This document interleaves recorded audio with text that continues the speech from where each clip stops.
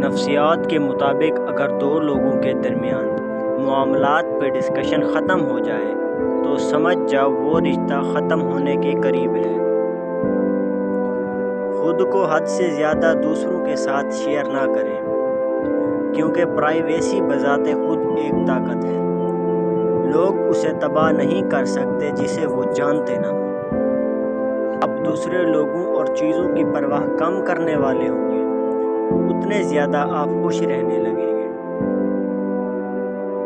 جو شخص آپ سے دوسرے تمام لوگوں کی برائیاں کرتا ہے تو عین ممکن ہے کہ وہ کسی سے آپ کی بھی برائیاں کرتا ہو۔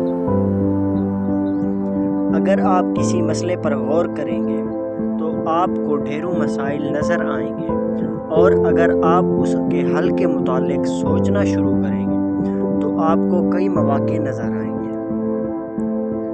ہر نظر اور بات کو سیریس مت لیں۔ دوسرے آپ کے متعلق اتنا نہیں سوچتے جتنا آپ سوچتے ہیں۔ اگر آپ کو پوسٹ پسند آئی تو کمنٹ کر کے بتائیں، اور مزید ایسی معلومات کے لیے چینل کو سبسکرائب